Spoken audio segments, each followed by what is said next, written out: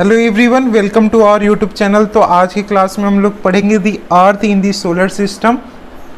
ये क्लास 6 का chapter number 1 है जियोग्राफी का। तो चलिए स्टार्ट करते हैं। How wonderful it is to watch the sky after sunset. कितना ही वंडरफुल होता है जब हम सनसेट के समय में स्काई को देखते हैं। One would first notice 1 or 2 bright dots shining in the sky। और आप में से बहुत से लोग ने क्या किया होगा, नोटिस किया होगा जैसे ही सनसेट होता है तो ब्राइट डॉट्स शाइनिंग नज़र आते हैं स्काई में। Soon you would see the number increasing।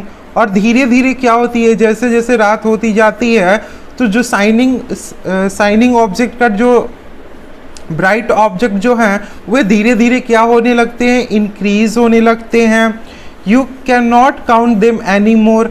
और एक समय ऐसा आ जाता है कि आप उन्हें काउंट ही नहीं कर सकते हैं। The whole sky is filled with tiny shiny object are some are bright some dim. और जो पूरा स्काई है वो टाइनी शाइनिंग ऑब्जेक्ट से भर जाता है। कुछ जो होते हैं वे ब्राइट होते हैं, कुछ जो होते हैं डीम होते हैं। It seems as if the sky is studded with diamonds. और ये ऐसा प्रतीत होता है जो आकाश है वे डायमंड से भरा पड़ा है। They all appear to be twinkling. और ये सारे कैसे अपीयर होते हैं, ट्विंकलिंग करते हैं। But if you look at them carefully, अगर आप इन्हें केयरफुली देखेंगे, you will notice that some of them do not twinkle as other. जब आप इन्हें केयरफुली देखेंगे तो आप नोटिस करेंगे कि ये क्या कर रहे हैं, ट्विंकल कर, कुछ जो हैं वे ट्विंकल कर रहे हैं और कुछ जो हैं वे ट्विंकल नहीं कर रहे हैं। वे क्या कर रहे हैं, सिंपली ग्लो कर रहे हैं विदाउट एनी फ्लिकर। बिना किसी फ्लिकरिंग का वे सिर्फ क्या कर रहे हैं, ग्लो कर रहे हैं, जैसे कि मून शाइन करता है। Along with these bright objects, you may also see the moon on most of the days। और इन सारी ब्राइट ऑब्जेक्ट के अलावा आप मून को अधिकांश दिन देखते हैं। It may however appear at different time in different shape and at different position। और जो मून होता है वे डिफरेंट टाइम पे, डिफरेंट शेप में और डिफरेंट पोजीशन में अपीयर होता है। You can see the full moon only once in about a month time। और आप सिर्फ मून को एक ही बार देख सकते हैं पूरे मंथ में। It is full moon. और फुल मून को आप मंथ में सिर्फ एक ही बार देख सकते हैं। उसे हम क्या कहते हैं, फुल मून नाइट कहते हैं और पूर्णिमा कहते हैं। A fortnight later you can not see it all. और फोर्टनाइट लेटर आप मून को नहीं देख सकते हैं। It is a new moon night और अमावस्या। और इसे हम क्या कहते हैं, न्यू मून लाइट कहते हैं और अमावस्या कहते हैं। On this day you can watch the night sky best। और अमावस्या के समय में आप नाइट को बहुत ही अच्छी तरीके से देख सकते हैं, क्योंकि उस समय जो नाइट होता है वो पूरी तरह से क्लियर होता है, जो स्काई होता है वो पूरी तरह से क्लियर होता है। Do you wonder why can't we see the moon and all those bright tiny object during daytime? आपको कभी यह आश्चर्य हुआ था कि क्यों नहीं हम मून को और जो भी ब्राइट टाइनी ऑब्जेक्ट है उन्हें हम दिन में देख पाते हैं? इसलिए नहीं देख पाते हैं क्योंकि जो वेरी ब्राइट लाइट होता है सन का वो अलाउ नहीं करता है ताकि हम क्या कर सके, देख सके। और ये सारे जो ऑब्जेक्ट्स होते हैं, जो ब्राइट ऑब्जेक्ट होते हैं, इन्हें हम रात में देख पाते हैं क्योंकि रात में जो होता है वह सन नहीं होता है। The sun, the moon and all those objects shining in the night sky are called celestial body.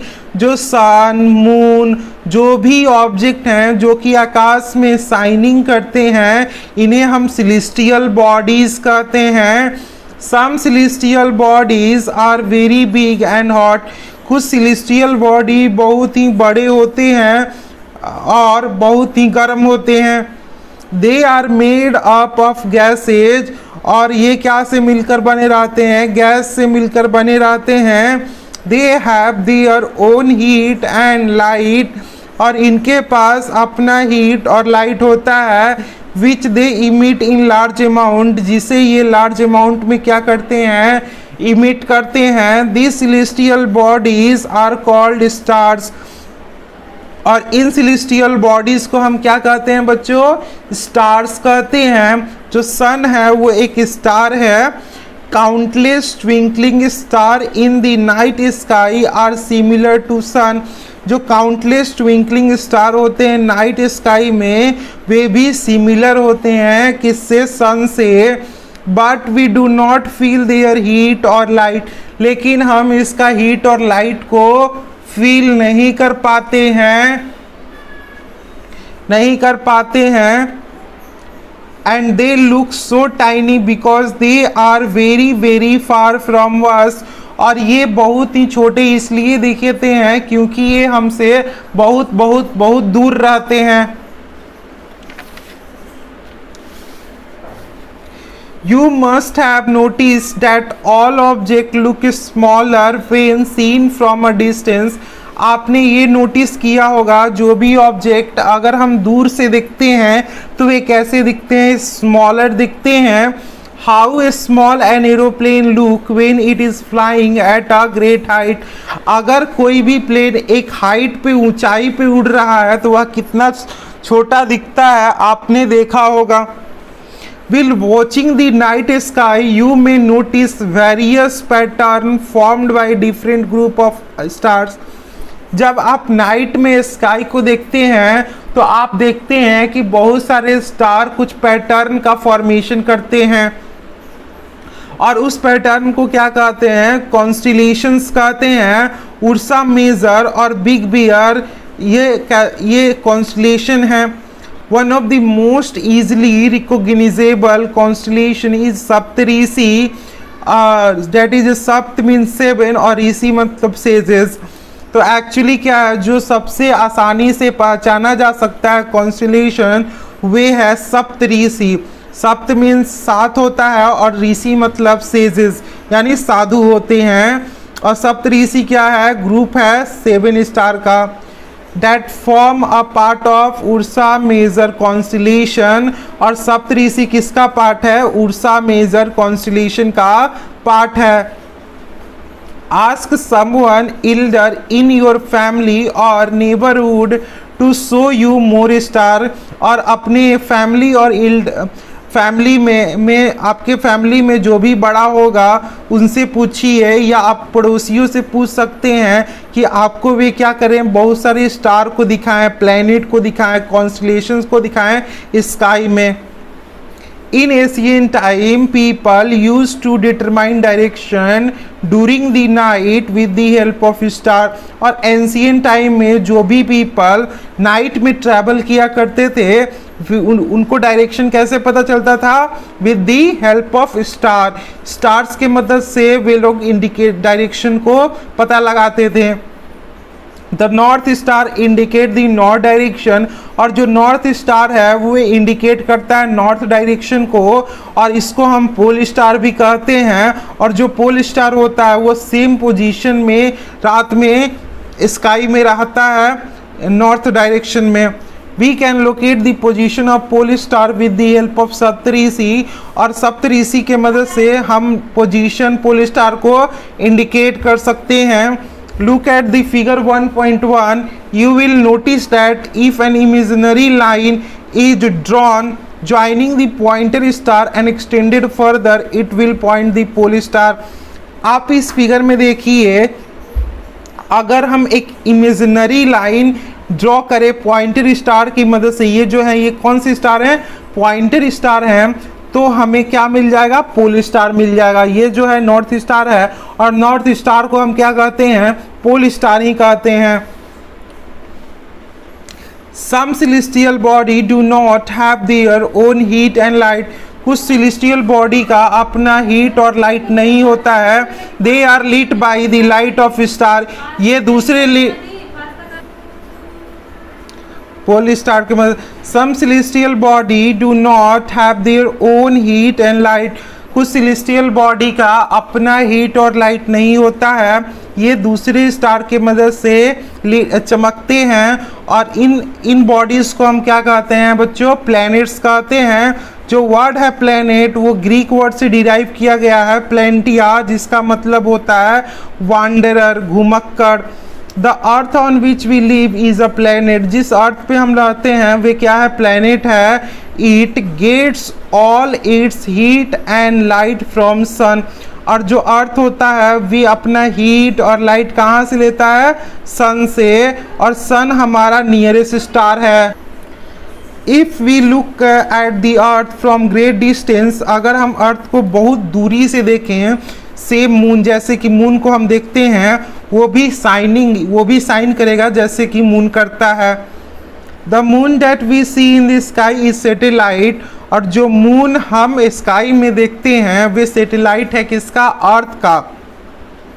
आपसे क्वेश्चन पूछा जा सकता है कि नेचुरल सैटेलाइट कौन है अर्थ का, तो आप बोल सकते हो कि जो नेचुरल सैटेलाइट है अर्थ का वो है moon.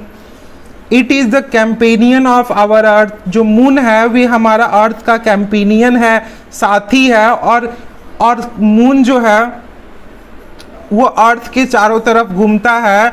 Like our earth there are 7 other planet, और हमारे अर्थ की तरह ही 7 अदर प्लैनेट हैं जो कि हीट और लाइट कहाँ से लेते हैं? सन से लेते हैं, और कुछ के पास अपना मून भी है। आप यहाँ पे आ जाइए इंटरेस्टिंग फैक्ट में, जुपिटर, सैटर्न और यूरेनस के पास रिंग है, और ये जो रिंग है वो स्मॉल डेब्रीज हैं। अब उसके बाद है solar system, the sun, 8 planet and satellite and some other celestial body known as asteroids and मेट्रॉयड्स।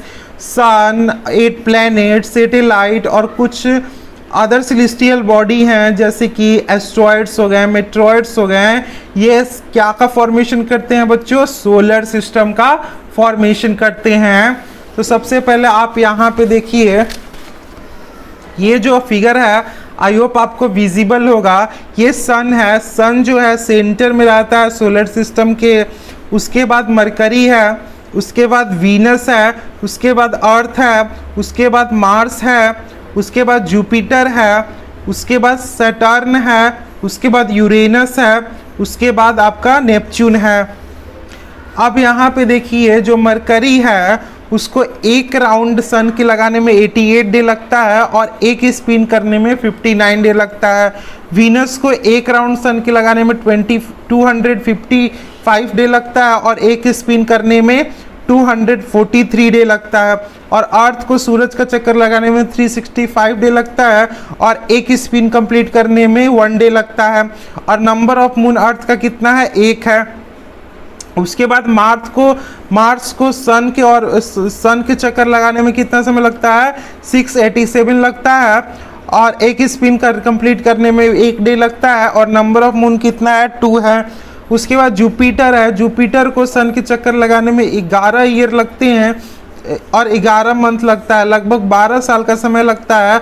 और एक स्पिन कंप्लीट करने में 9 आवर 56 मिनट और नंबर ऑफ मून लगभग 53 है। उसके बाद सैटर्न को एक ऑर्बिट को पूरा करने में 29 ईयर 5 मंथ का समय लगता है और एक स्पिन कंप्लीट करने में 10 आवर 40 मिनट लगता है, लगभग 53 मून है। उसके बाद यूरेनस है, यूरेनस को एक चक्कर कंप्लीट करने में 84 डे लगता है और एक स्पिन कंप्लीट करने में 17 आवर 14 मिनट लगता है और नंबर ऑफ मून अबाउट 27 है। उसके बाद नेपच्यून है, नेपच्यून को सूरज का एक चक्कर लगाने में 164 ईयर लगता है और एक स्पिन कंप्लीट करने में 16 आवर्स 7 मिनट का समय लगता है और नंबर ऑफ मून 13 है। तो ये जो प्लैनेट है आपको दिख रहा है, मरकरी, वीनस, अर्थ, मार्स, ये क्या है? इनर प्लैनेट है।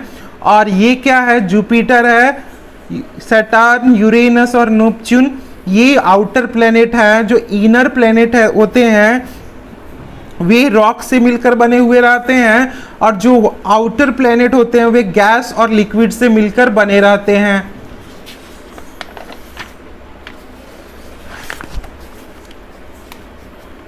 और इसमें एक चीज और दिया गया है कि आप देख सकते हो यहाँ पे डिस्टेंस दिया गया है सन से वीनस का डिस्टेंस 108 मिलियन किलोमीटर है। अब मरकरी का डिस्टेंस दिया गया, अर्थ का डिस्टेंस दिया गया है, मार्स का डिस्टेंस दिया गया है 288 मिलियन किलोमीटर। वैसे ही जुपिटर का दिया गया है, वैसे ही सैटर्न का दिया है, यूरेनस का दिया है यहाँ पे, और नेपच्यून का दिया है। आई होप आपको विजिबल होगा। उसके बाद हम चलते हैं जिसे हम सोलर सिस्टम कहते हैं, किसको, जो सन हुआ, अदर बॉडीज हुए, मून हुए, ये सारे मिलकर क्या कहलाते हैं, एस्ट्रॉयड्स और मेट्रॉयड्स मिलकर सोलर सिस्टम का पार्ट कहे जाते हैं। और सोलर सिस्टम का हेड कौन है बच्चों, हेड है सन। ठीक, क्या आपको पता है जो रोमन मिथोलॉजी में सन गॉड माना जाता है। ठीक है, सोल मीन्स होता है सन गॉड और सोलर मीन्स रिलेटेड टू सन होता है। जो फैमिली है सन का उसको हम क्या कहते हैं, सोलर सिस्टम कहते हैं। और भी आपको क्या करना है, सोलर से मिलता जुलता शब्द लिखना है, जैसे कि सोलर लाइट हुआ, सोलर पैनल हुआ, वगैरह वगैरह। जो वर्ड है जियोग्राफी, ये इंग्लिश वर्ड है जो कि डिराइव कहाँ से हुआ है, ग्रीक से डिराइव हुआ है, और इसका मतलब होता है, जियोग्राफी का मतलब होता है डिस्क्रिप्शन ऑफ अर्थ होता है। जो जियोग्राफी है वो 2 वर्ड से मिलकर बना हुआ है, 2 ग्रीक वर्ड से मिलकर बना हुआ है। जी means earth and graphia means writing. इसी तरह से जियोलॉजी मीन्स क्या होता है, स्टडी ऑफ अर्थ होता है। जियोमेट्री मीन्स क्या होता है, मेजरमेंट ऑफ अर्थ होता है। और जियोइड मीन्स क्या होता है, रिजेंबलिंग शेप ऑफ और फॉर्म ऑफ द अर्थ होता है। तो चलिए यहाँ पे हम देखते हैं, human have always been fascinated gazing at night sky. Those who study the celestial bodies and their movement are called astronomers. जो भी लोग celestial body और उसके movement को स्टडी करते हैं उसे हम astronomers कहते हैं। Aryabhata was a famous astronomer of ancient India। और आर्यभट्ट एक फेमस एस्ट्रोनॉमर थे एंशिएंट इंडिया के। He said that the moon and the planets shine due to reflection of sunlight। और उन्होंने कहा था कि जो मून है, प्लैनेट है, वे साइन करता है रिफ्लेक्शन ऑफ सनलाइट के चलते। अब उसके बाद हम लोग सन से स्टार्ट करते हैं। The sun is the centre of solar system. Sun क्या है, सेंटर है सोलर सिस्टम का। It is a huge and made up of extremely hot gases. और सन जो है वे बहुत ही बड़ा होता है और एक्सट्रीमली हॉट गैसेज से मिलकर बना रहता है, अत्यंत हॉट गैसेज से मिलकर बना रहता है। It provides the pulling force that bind the solar system. और सन क्या करता है, एक फोर्स, पुलिंग फोर्स प्रोवाइड करता है जिससे सोलर सिस्टम सन के चारों तरफ घूमते रहें। The sun is the ultimate source of heat and light. Sun जो क्या है, अल्टीमेट सोर्स है हीट और लाइट का सोलर सिस्टम के लिए। But that tremendous heat is not felt so much by us despite being our nearest star, it is the far away from us। जो सन है इसका जो ट्रिमेंडस हीट है वे हमें फेल्ट इसलिए नहीं होता है क्योंकि जो सन का डिस्टेंस है वो अराउंड 150 मिलियन किलोमीटर है अर्थ से। उसके बाद है planet. There are 8 planet in our solar system. और हमारे सोलर सिस्टम में टोटल 8 प्लैनेट हैं in order of their distance. और इनके डिस्टेंस से पहला है आपका सन से अगर डिस्टेंस लिया जाए तो प्लैनेट का डिस्टेंस क्या है, पहला जो है मरकरी है, दूसरा जो है वीनस है, तीसरा जो है अर्थ है, चौथा जो है मार्स है, पांचवा जो है जुपिटर है, छठा जो है सैटर्न है, और उसके बाद यूरेनस है और नेपच्यून है। इसको हम इस तरीके से याद कर सकते हैं My very efficient mother just serve us not. The M for Mercury, V for Venus, E for Earth, M for Mars, J for Jupiter, S for Saturn, U for Uranus, N for Neptune. All of the 8 planet of solar system move around the fixed path. और जो 8 planet है solar system का वो fixed path पे move करते हैं और this path are elongated, और ये जो पाथ है वो सर्कुलर नहीं है। एक्चुअली ये जो पाथ है वो कैसा है, इलोंगेटेड है, यानी ये पाथ जो है कुछ इस तरीके का पाथ है और इस पाथ पे ये सन हुआ, ये क्या है, सन है, और ये मान लीजिए अर्थ है, ये कुछ इस तरह इलोंगेटेड पाथ पे क्या करती है, अर्थ सूर्य के चक्कर लगाया करती है। ठीक है, आई होप आपको समझ में आ रहा होगा। और इस पाथ को हम क्या कहते हैं बच्चों, ऑर्बिट कहते हैं। ये जो पाथ है ये क्या है, ऑर्बिट है। ये जो पाथ है क्या है, ऑर्बिट है। आई होप आपको समझ में आ रहा होगा ऑर्बिट क्या होता है। जो मरकरी है, Mercury is the nearest to sun, जो मरकरी है वो सूर्य के सबसे नज़दीक है। It takes only about 88 days to complete 1 round along it orbit, और मरकरी को 88 डे लगता है एक ऑर्बिट को कंप्लीट करने में। Venus is consider as earth twin, और वीनस को अर्थ का ट्वीन माना जाता है क्योंकि इसका जो साइज है, शेप है, वो बहुत सिमिलर है किससे, अर्थ से। Till recently August 2006 Pluto was also consider a planet. तो अगस्त 2006 तक प्लूटो को प्लैनेट कंसीडर किया जाता था। However, in a meeting of International Astronomical Union, और इंटरनेशनल एस्ट्रोनॉमिकल यूनियन के मीटिंग में एक डिसीजन लिया गया, प्लूटो और अदर सेलेस्टियल बॉडीज थे जैसे कि सीरस 2003, यूबी 313 जो कि रिसेंटली डिस्कवर किया गया था पास्ट में, उसको ड्राफ्ट प्लैनेट में डाल दिया गया। अब उसके बाद है अर्थ के बारे में। जो अर्थ है वो थर्ड नियरेस्ट प्लैनेट है सन से in size. The earth is 5th largest planet, और जो अगर दूरी में बात किया जाए तो थर्ड नियरेस्ट प्लैनेट है सन से और 5th लार्जेस्ट प्लैनेट है। It is slightly flattened at the pole, और अर्थ का जो शेप है वो फ्लैटेंड है एट अ पोल। अर्थ का शेप है वो पूरी तरह से सर्कुलर नहीं है। अर्थ का शेप कैसा है, ये पोल है, ये पोल हुआ आपका, ये आप कंसीडर करना, ये पोल है, ये इसको हम नॉर्थ पोल कहते हैं और इसको हम साउथ पोल कहते हैं। पोल पे जो अर्थ है वो फ्लैटेंट है, फ्लैटेंट है।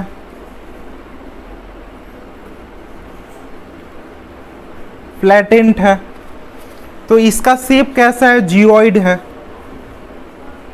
जियोइड, जियोइड का मतलब होता है earth like shape, earth like shape.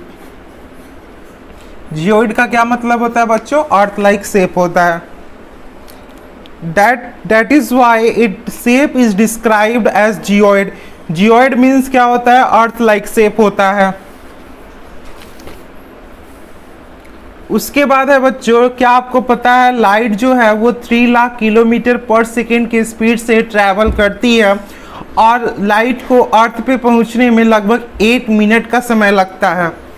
Consider condition favourable to support life and probably found only on the earth. और अर्थ पे ऐसा कंडीशन है कि यहाँ पे लाइफ सपोर्ट करता है और सिर्फ अर्थ ही पर हमारे लाइफ को सपोर्ट करता है। जितने भी लिविंग बींग्स हैं वो अर्थ पर ही एग्जिस्ट करते हैं। The earth is neither too hot nor too cold. जो हमारी अर्थ है ज़्यादा गर्म नहीं है और ज़्यादा ठंडी भी नहीं है। It has water and air which are very essential for our survival. और अर्थ पे क्या क्या प्रेजेंट है, वाटर प्रेजेंट है, एयर प्रेजेंट है, जो कि हमारे सर्वाइवल के लिए बहुत ही इम्पॉर्टेंट है, इसेंशियल हैं। The air has life supporting gases like oxygen, और अर्थ पर लाइफ सपोर्टिंग गैसेस हैं जैसे कि oxygen. Because of this reason the earth is a unique planet, और इसी रीजन से जो अर्थ है एक यूनिक प्लैनेट है सोलर सिस्टम में। From the outer space the earth appear blue, outer space से जो अर्थ का कैसा लगता है, ब्लू लगता है, because it 2/3 surface is cover by water, और अर्थ का 2/3 सरफेस क्या से कवर है बच्चों, वाटर से कवर है। It is therefore called a blue planet, इसीलिए हम अर्थ को क्या कहते हैं, ब्लू प्लैनेट कहते हैं। उसके बाद मून है। The earth has only one satellite that is the moon, और अर्थ के पास सिर्फ एक ही सैटेलाइट है जो कि है moon. It diameter is only 1/4 that of earth, और इसका जो डायमीटर है कितना है, 1/4 है। यानी सपोज कीजिए ये अर्थ का शेप है, अब इसका 1/4 किया जाए तो 1/4 करेंगे तो क्या होगा, ये होगा, ये जो है ये 1/4 है, इसको निकाल दिया जाए तो इसका ये डायमीटर हो गया किसका, मून का। मून का डायमीटर कितना है, 1/4 है, 1/4 है अर्थ का, ऑफ अर्थ। तो मून का जो डायमीटर है वो 1/4 है अर्थ का। It appears so big because it is nearer to our planet than other celestial body, और ये इसलिए हमें बड़ा इसलिए दिखता है क्योंकि अर्थ के सबसे नज़दीक है। It is about 3,84,400 kilometre away from us, और जो मून है वो 3,84,400 किलोमीटर दूर है अर्थ से। Now you can compare the distance of earth from the sun and that from the moon. The moon move around the earth in about 27 day, और moon को earth का चक्कर लगाने में कितना समय लगता है, 27 डे लगता है। It take exactly the same time to complete one spin, और वन स्पिन कंप्लीट करने में भी कितना समय लगता है, 27 डे ही लगता है। As a result only one side of moon is visible to us on the earth. तो आपसे क्वेश्चन पूछा जा सकता है कि हमें सिर्फ एक ही साइड मून का अर्थ से क्यों विजिबल होता है। वह इसलिए होता है कि मून को अर्थ का चक्कर लगाने में 27 डे लगता है, और मून को स्पिन करने में, मून को एक दिन पूरा करने में 27 डे का ही समय लगता है। सॉरी, मून को एक राउंड स्पिन करने में 27 डे का ही समय लगता है, इसीलिए सिर्फ एक ही साइड विजिबल होता है मून का। The moon does not have a conditions favourable for life, और मून पर कंडीशंस फेवरेबल फॉर लाइफ नहीं एग्जिस्ट करती हैं। मून पर क्या क्या प्रेजेंट है, माउंटेन्स है, प्लेन है, डिप्रेशंस हैं मून पर हैं। अब उसके बाद कुछ इंटरेस्टिंग फैक्ट देख लेते हैं, जैसे कि जो नील आर्मस्ट्रॉन्ग्स थे वे फर्स्ट मैन थे जो जिन्होंने मून पर चढ़ा था 20 जुलाई 1969 में। सैटेलाइट क्या होता है, एक सेलेस्टियल बॉडी होती हैं जो कि प्लैनेट के अराउंड क्या करती हैं, घूमती हैं। कुछ सैटेलाइट जो होते हैं वे नेचुरल सैटेलाइट होते हैं, जैसे कि मून हुआ, मून क्या है, नेचुरल सैटेलाइट है अर्थ का। और कुछ सैटेलाइट जो होते हैं वो मैनमेड सैटेलाइट होते हैं। आपको इस फिगर में दिख रहा होगा, ये जो सैटेलाइट है ये मैनमेड सैटेलाइट है या ह्यूमन मेड सैटेलाइट इसे कहते हैं, और इसको हम आर्टिफिशियल बॉडी कहते हैं। ये आर्टिफिशियल बॉडी भी होता है या आर्टिफिशियल सैटेलाइट भी होता है, और ये साइंटिस्ट के द्वारा डिज़ाइन किया जाता है, और ये यूनिवर्स और कम्युनिकेशन में सैटेलाइट जो होते हैं वे हेल्प करती हैं, ठीक है। कुछ सैटेलाइट हैं जैसे कि इंडिया का, जैसे कि INSAT, IRS, EDU, SAT, ETC, ये कुछ इंडियन सैटेलाइट है, ये आपको याद रखनी होगी।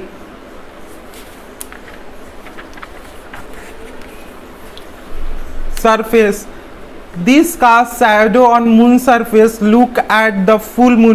तो एक्चुअली क्या है कि मून पे बहुत सारे डिप्रेशन पाए जाते हैं और इसके चलते ही आपको मून में धब्बा धब्बा दिखता है।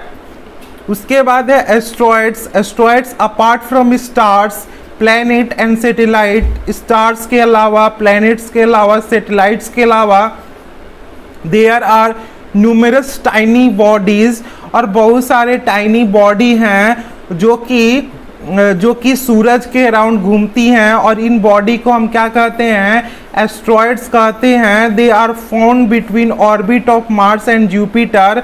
और एस्ट्रॉइड जो होते हैं ये कहाँ किसके बीच में पाए जाते हैं, मार्स और जुपिटर के ऑर्बिट के बीच में पाए जाते हैं। आपको इस फिगर में दिख रहा होगा, ये मार्स है, ये जुपिटर है। मार्स और जुपिटर ऑर्बिट के बीच में क्या पाए जाते हैं, एस्ट्रॉइड्स पाए जाते हैं। ये आपको याद रखना होगा, ठीक।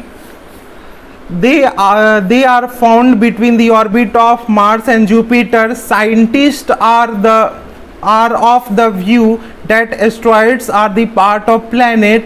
और साइंटिस्ट ने बताया कि जो एस्ट्रॉइड जो होते हैं वो पार्ट होते हैं किसके, प्लैनेट के, विच एक्सप्लोड मेनी ईयर बैक, जो कि बहुत साल पहले एक्सप्लोड किए गए हुए थे। अब उसके बाद है मेट्रॉइड्स। मेट्रॉइड क्या होते हैं कि स्मॉल पीसेस ऑफ रॉक होती हैं जो कि सन के अराउंड घूमती हैं, उसको हम मेट्रॉइड्स कहते हैं, ठीक है। और एस्ट्रॉइड्स क्या होती हैं, टाइनी बॉडी होती हैं, और मेट्रॉइड्स क्या होती हैं, स्मॉल पीसेस ऑफ रॉक होती हैं। ये आपको डिफरेंस ये समझ में आना चाहिए कि एस्ट्रॉइड्स और मेट्रॉइड्स के बीच में डिफरेंट क्या है। एस्ट्रॉइड्स जो होती हैं वो टाइनी बॉडी होती हैं, और मेट्रॉइड्स जो होती हैं वो स्मॉल पीसेस ऑफ रॉक होते हैं जो कि सूरज के चक्कर लगाती हैं। Some time this meteoroids come near the earth and tend to drop upon it. तो एक्चुअली क्या होता है कि कुछ समय सम टाइम क्या होती है कि जो ये मेट्रॉइड्स होती हैं अर्थ के नियर आती हैं और अर्थ पे गिर जाती हैं। During this process due to friction with air they get heat up and burn. तो जब वह अर्थ की तरफ आती हैं तो क्या होता है, जब मेट्रॉइड्स अर्थ की तरफ आती है तो क्या होता है कि एयर के साथ फ्रिक्शन होता है, और उस फ्रिक्शन में क्या होती हैं, वे बर्न हो जाती हैं। और इसके चलते ये क्या कॉज करती हैं, फ्लैश ऑफ लाइट, यानी इसमें लाइट आपको देखने के लिए मिलता है। Some time a meteoroids without being completely burn fall on the earth and create hollows. तो सम टाइम क्या होती है कि ये बिना कंप्लीटली बर्न अर्थ पे गिर जाती हैं और इसके चलते अर्थ में बड़ा सा गड्ढा बन जाता है। उसके बाद है do you see white broad band. आपने कभी वाइट चौड़ा बैंड देखा होगा आकाश में, like a white glowing path across the sky a clear starry night में। क्लियर नाइट में आपने देखा होगा कि एक चौड़ा वाइट ब्रॉड बैंड है आकाश में। तो ये क्या होता है, it is a cluster of million of star. तो ये क्या होता है, एक्चुअली ये क्लस्टर्स होता है मिलियन ऑफ स्टार का। This band is the milky way Galaxy, और ये बैंड को हम क्या कहते हैं, मिल्की वे गैलेक्सी कहते हैं। Our solar system is part of this galaxy, और ये जो हमारा सोलर सिस्टम है वो इसका पार्ट है, इस गैलेक्सी का पार्ट है। In ancient India it was imagine to be river of light, और एंशियंट इंडिया में इसे रिवर ऑफ लाइट इमेजिन किया जाता था जो कि आकाश में बह रहा है। Thus it was named आकाश गंगा। तो इसलिए इसका नाम क्या पड़ गया बच्चों, आकाश गंगा पड़ गया। A galaxy is a huge system of million of stars. Galaxy क्या होता है, ह्यूज सिस्टम होता है मिलियंस ऑफ स्टार्स का, बिलियंस ऑफ स्टार्स का, क्लाउड ऑफ डस्ट का और गैसेस का। There are millions of such galaxy that make the universe, और मिलियंस ऑफ गैलेक्सी मिलकर यूनिवर्स को बनाती हैं। It is difficult to imagine how big the universe is, और ये डिफिकल्ट है इमेजिन करना कि यूनिवर्स कितना बड़ा है।